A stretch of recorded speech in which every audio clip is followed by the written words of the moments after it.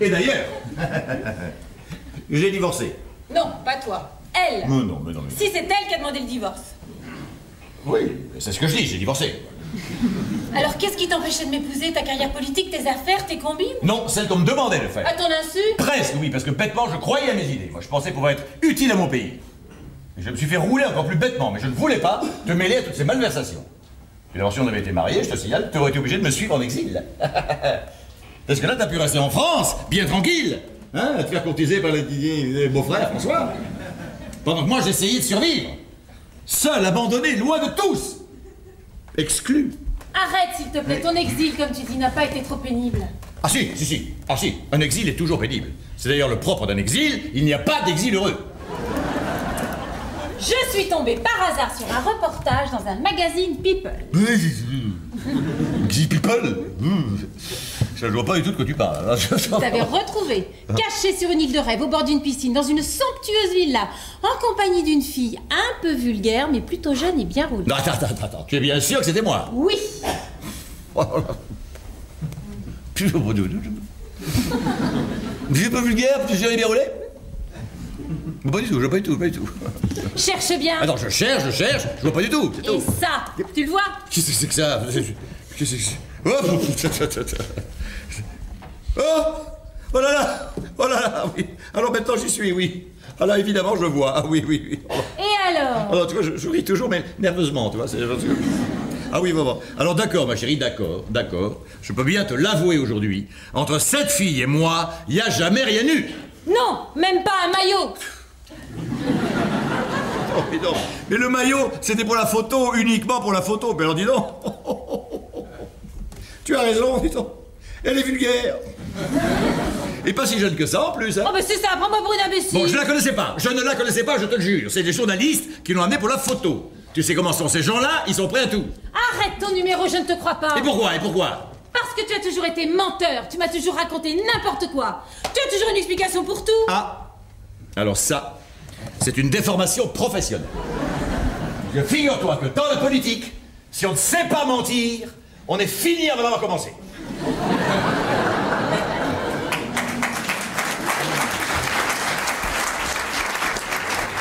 Eh bien, dans la vie privée, tu es pareil. Tu adores déstabiliser, briller, jouer avec les sentiments comme avec des fausses factures. Oh, alors là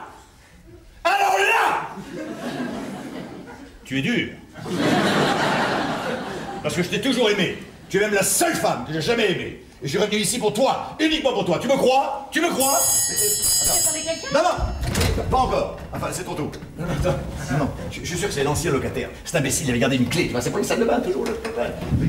Qui est là? C'est moi.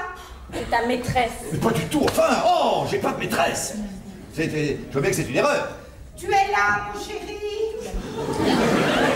Une erreur qui t'appelle mon chéri. Mais non, tu vois, c'est une erreur qui fait une erreur, c'est tout. Ce serait pas plutôt la fille vulgaire de la photo? Mais pas du tout, il y a longtemps que c'est fini entre nous. Je croyais qu'il n'y avait rien eu. Mais évidemment qu'il n'y a rien eu pour moi. Mais elle s'était fait des idées, tu sais ce que c'est. Jacques, mon chéri, ouvre-moi. Tu vois, elle cherche un Jacques. C'est pas moi, je m'appelle pas Jacques. Ça dépend du nom que tu lui as donné. Quand on était ensemble, tu avais un prénom par maîtresse. Plus maintenant, enfin c'est fini, ça c'est fini. Mais alors pourquoi tu n'ouvres pas? Mais tu me parles tout le temps, je peux pas. Et alors? Ok, maintenant, oui. Ah, madame, oui. Mais qui êtes-vous? Oui, je vous en prie, attention à la marche. Voilà, ma chérie, tu es contente. Tu vois bien que ça n'est pas ma maîtresse. Madame n'est ni jeune, ni vulgaire. Quoi? Vous n'êtes pas ma maîtresse? Certainement pas. Et en plus, on se connaît pas, vous me connaissez? Pas du tout. Oh, bah alors voilà, tu vois, ma chérie. Attention à la marche, chère madame. J'étais ravi. Au revoir. Et bonjour chez vous, naturellement. Voilà. Et voilà. Ah! Elle est là, ce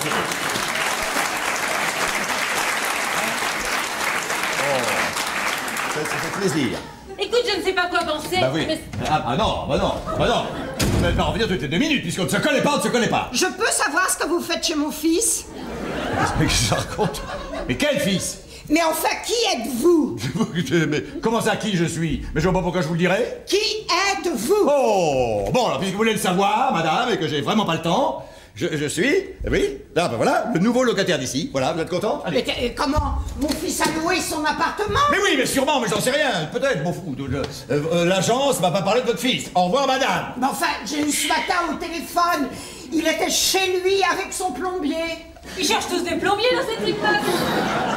Mais oui, c'est dingue, ça t'a remarqué? Pour la dernière fois, qui êtes-vous? Et répondez-moi sinon j'appelle la police. Ah, surtout pas, surtout pas. Et après pas ça. Alors, il est où? Voilà. Ah, mémé. Ah, mémé. Ah, mais attendez. Mais c'est vous. C'est elle. C'est vous. Et qui ça, moi? Mais pardon, à genoux. Chère madame, je vous avais pas reconnu, mais maintenant je vous remets très bien, je l'avais pas reconnu. Ah oui. Oh non, vous allez rire, pardon, c'est une erreur. Votre fils habite l'appartement du dessous. Ah non, c'est bien ici. Ça c'est terrible, est un peu... Bon, écoutez, madame Turca, il faut être raisonnable. Je ne m'appelle pas Turca. Mais si, madame Turca, mais si. Mais enfin, arrêtez. C'est terrible la vieillesse, hein. Pauvre femme, tu vois. Mais où est mon fils? Où est son plombier? Où sont-ils tous les deux? C'est affreux, ma chérie, c'est affreux. Comment t'expliquer? Eh oui, comment? Et oui, comment? Je sais pas. Ben voilà, c'est très simple. Cette pauvre femme qui habite l'appartement du dessous s'est persuadée que son fils était en ménage avec le fameux plombier espagnol. C'est pas possible. Mais si! C'est pas possible. Mais si! Je te jure, ma chérie, toi, il faut que je m'assoie parce que c'est une véritable histoire de fou. La concierge m'a raconté ça de long en large, c'est dingue, moi je sais plus quoi faire. Je croyais que le plombier, c'était l'amant de la femme de l'ancien locataire. Mais oui, oh. Mais c'est ce que je croyais, moi. C'est ce que tout le monde croyait, oui. Ah ben les filous, hein. Ça a bien marché, leur combine. Je comprends pas quelle combine. Ben voilà, ma chérie, c'est tout simple, je t'explique. Le fils de madame avait appelé un plombier pour un problème de fuite. Et c'est le fameux plombier espagnol qui est venu, comme je te l'ai déjà dit. Tu me suis, là? Oui, à peu près. Voilà. Et alors là, coup de foudre. Ils sont tombés éperdument amoureux. Mais, ils voulaient pas que ça se sache dans l'immeuble. Surtout à cause de la mère. Alors,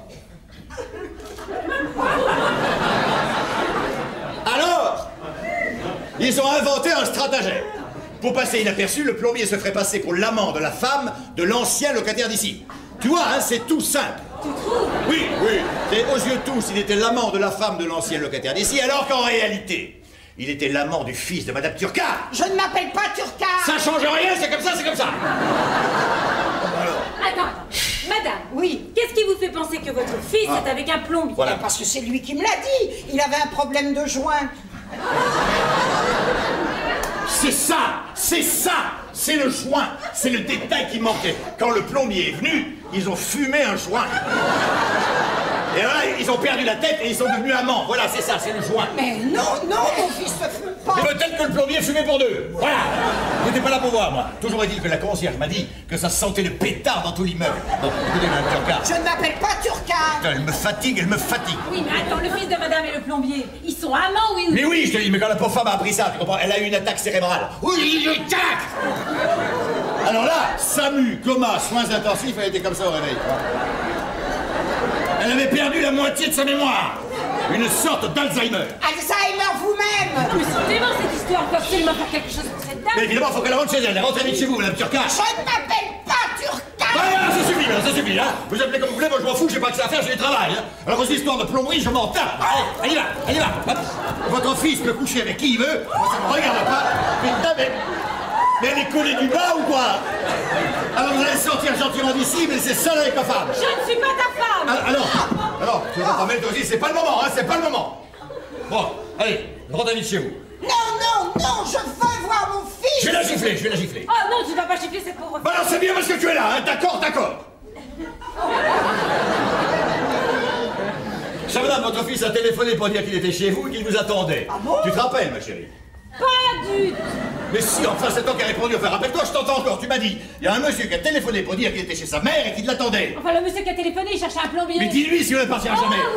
oui, le monsieur qui a appelé, oui, il a été très poli. Ah oui, bon. Il a été très bien élevé. Oui, très bien élevé. Et il m'a dit, bonjour madame, Voilà. excusez-moi de vous déranger, chère madame. Mais il faut vous dépêcher, Voilà. sinon le fiston va partir. On y va, très vite. Toi, tu m'attends là, moi je la fous dans l'ascenseur. Allez, au revoir, madame Turca. Je ne m'appelle pas Turca.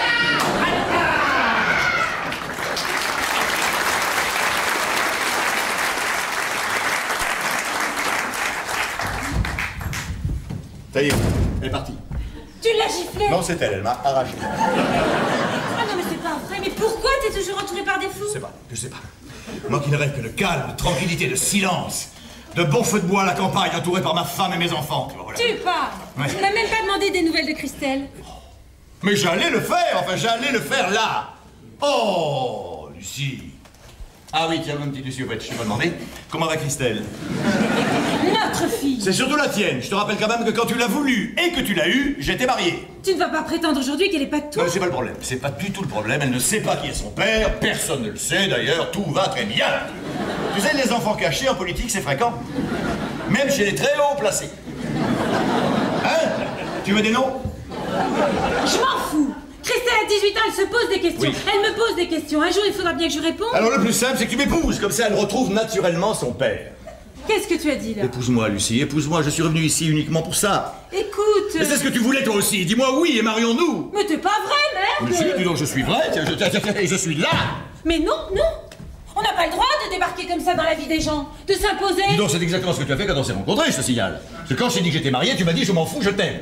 Mais aujourd'hui, tu vas épouser le petit François, beau-frère. Et moi, je te dis à toi, je m'en fous, je t'aime. Mais ça n'a rien à voir. Eh ben oui. Tu as raison, dans un sens, oui, parce que moi, ma femme n'était pas ma belle-sœur. Et elle était d'ailleurs absolument rien pour moi. C'est malin. Oh non, Lucie, je sais que je t'ai fait du mal, je le sais. Mais je ne pouvais pas faire autrement. Aujourd'hui, Delambre est sur le point de devenir Premier ministre. Et heureusement pour moi, j'ai mis de côté un disque dur qui peut ruiner sa carrière. Et je suis prêt à lui céder pour un très très bon prix. Après, nous pourrons repartir à zéro, nous marier et rattraper le temps perdu dans un pays de rêve. Tiens, dis-moi où tu veux aller. Choisis la destination. Dis-moi où, dis-moi où.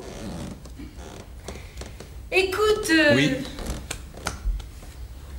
Je sais rien. Je t'aime, Lucie. Je t'aime. C'est étrange. Quoi? Tu l'as jamais aussi bien dit. Oh. Mais c'est parce que je suis un autre homme. Un homme honnête, enfin. Michel. Oui. Demain. Oh. Je te répondrai demain. Mais pourquoi demain? J'ai attendu 5 ans, tu peux me laisser un jour. Et 2 heures ne te suffiraient pas? Non. Bon, alors d'accord, je me débrouillerai. Une fois de plus, je serai là, je serai par là, je serai ici. Je t'attendrai. Je t'aime. Tu le dis déjà beaucoup moins bien.